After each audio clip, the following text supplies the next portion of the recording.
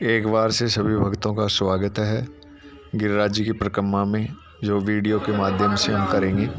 पिछले भाग में हमने राधा कुंड की परिक्रमा चालू होती है वहाँ तक की परिक्रमा की। अब यहाँ से हम राधा कुंड की परिक्रमा प्रारंभ करते हैं भाग नंबर 3 में, और आगे की परिक्रमा को वीडियो के माध्यम से हम दर्शन करते हैं परिक्रमा के।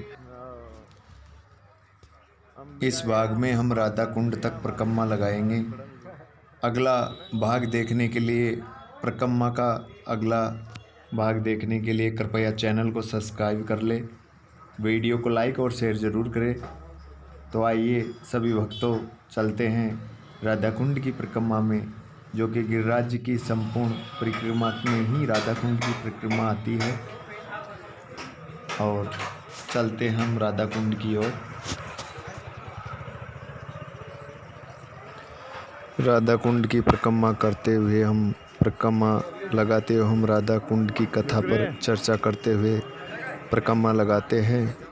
जैसा कि पौराणिक कथाओं के अनुसार जब भगवान श्री कृष्ण गोवर्धन पर गोचारण करते थे, तब अरिष्टासुर नामक राक्षस ने गौ के बछड़े का रूप धारण करके श्री कृष्ण पर हमला करना चाहा, तो श्री कृष्ण ने उसका वध कर दिया।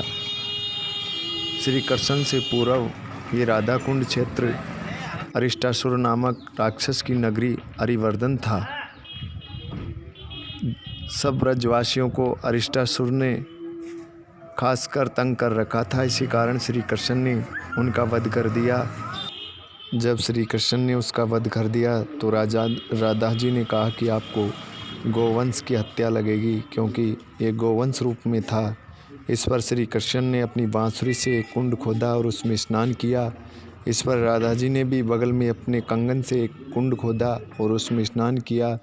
जो श्री कृष्ण ने कुंड खोदा था उसको श्याम कुंड के नाम से जाना गया, और जो राधा जी ने अपने कंगन से कुंड खोदा उसको राधा कुंड के नाम से जाना जाता है।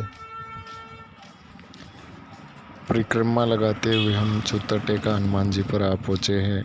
यहाँ पर सभी यात्रीगण कुछ समय के लिए विश्राम कर फिर अपनी परिक्रमा को आगे बढ़ाते हैं।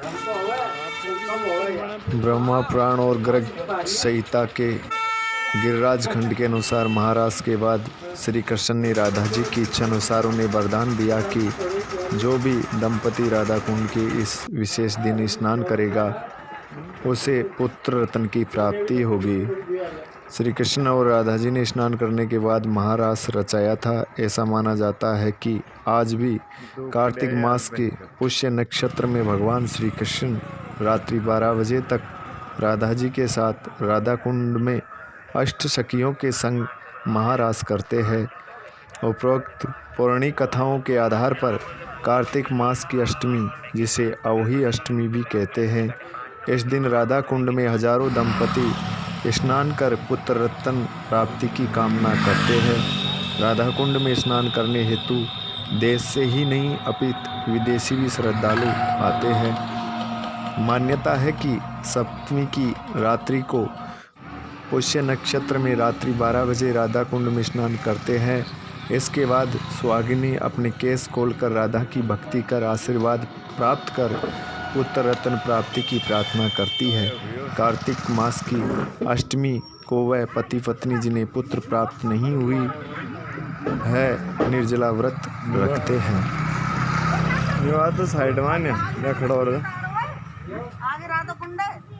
राधा द्वापर युग में श्री वर्ष भानु के घर प्रकट होती है। कहते हैं कि एक बार श्री राधा गोलोक विहारी से रूठ गई। इसी समय गोप सुदामा प्रकट हुए। राधा का मान उनके लिए ऐसा ही हो गया। उन्होंने श्री राधा की भर्त्सना की।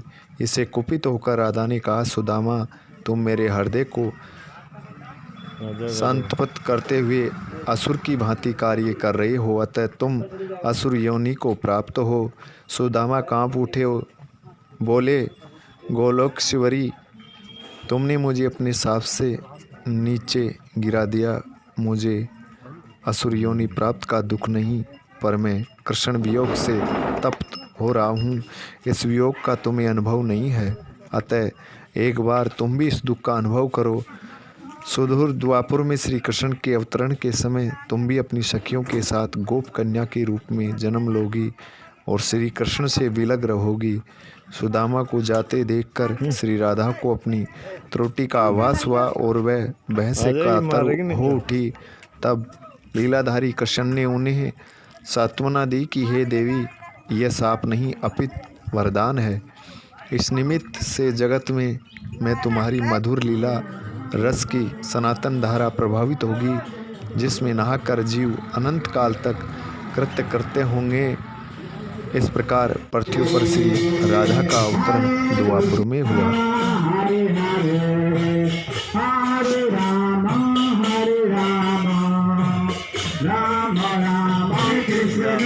Hare Krishna, Krishna Krishna, Hare Hare, Hare Rama, Hare Rama, Rama Rama, Hare Hare, Krishna Hare Hare,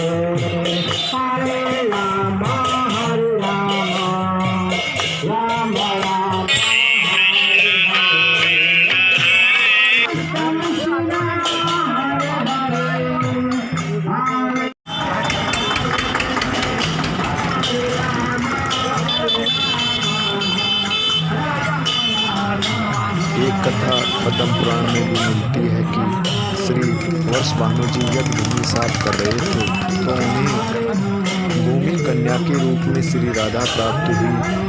ये भी माना जाता है कि विष्णु के अवतार के साथ अन्य देवताओं ने भी अवतार लिया।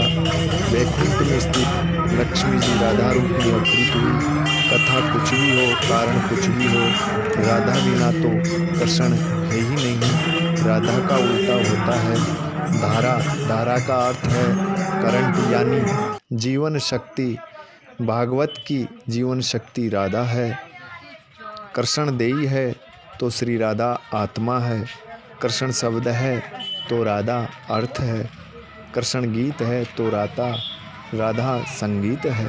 कृष्ण वंशी है तो राधा स्वर है। भगवान ने अपनी समस्त संचारी शक्ति राधा में ही समाहित की है। इसलिए कहते हैं जहाँ कृष्ण राधा तहाँ, जहाँ राधा तह कृष्ण, न्यारे निमिष न होत कहूँ, समुझ करूँ ये। इस नाम की महिमा अपरंपार है। श्री कृष्ण शिवम कहते हैं कि जिस समय मैं किसी के मुख से रा सुनता हूँ उसी में अपनी भक्ति प्रेम प्रदान करता हूँ और धा शब्द के उच्चारण करने पर तो मैं राधा नाम सुनने के लोभ से उसके पीछे चल देता हूँ। राधा कृष्ण की भक्ति का कालांतर में निरंतर विस्तार हुआ। निम्बारक वल्लभ, राधा वल्लभ और सखी समुदाय ने इसे पुष्ट किया। कृष्ण के साथ श्री राधा सर्वोच्च देवी रूप में विराजमान है। कृष्ण जगत को मोहते हैं और राधा कृष्ण को 12वीं सती में जय देवी जी के गीत गोविंद रचना से संपूर्ण भारत में कृष्ण और राधा के आध्यात्मिक प्रेम संबंध का जन जन में प्रचार हुआ। अब प्रश्न उठता है कि तीनों लोकों का तारक कृष्ण को शरण देने की सामर्थ्य रखने वाले ये हृदय उस आराधिका का है जो पहले राधिका बनी। इसके बाद कृष्ण की आराध्या हो गई। राधा को प्रभाषित करने का सामर्थ्य तो ब्रह्मा में भी नहीं। कृष्ण राधा से पूछता है, हे राधे, भागवत में तेरी क्या भूमिका होगी? राधा कहती है, मुझे कोई भूमिका नहीं चाहिए कान्हा, मैं तो तुम्हारी छाया बनकर रहूँगी। कृष्ण ने प्रत्येक सर्जन की पृष्ठभूमि यही छाया है, चाहे वह कृष्ण की बांसुरी का राग हो या गोवर्धन उठाने वाली तर्जनी या लोकहित के लिए मथुरा से द्वारका तक की यात्रा की आत्म शक्ति। आराधिका में आ को हटाने से राधिका बनता है। इसी आराधिका का वर्णन महाभारत या श्रीमद् भागवत में भी प्राप्त है और श्री राधा नाम का उल्लेख नहीं आता। भागवत में श्री राधा का स्पष्ट नाम का उल्लेखन नहीं होने के कारण ये कथा ये भी आती है कि सुखदेव जी, जो कि साक्षात कृष्ण से मिलने वाली राधा है, और सुखदेव जी उन्हें अपना गुरु मानते हैं। कहते हैं कि भागवत के रचयिता सुखदेव जी राधा जी के पास सुख रूप में रहकर राधा राधा का नाम जपते थे। एक दिन राधा जी ने उसे कहा, हे सुख, तुम अब राधा के स्थान पर श्री कृष्ण का जाप किया करो। उसी समय श्री कृष्ण आ गए।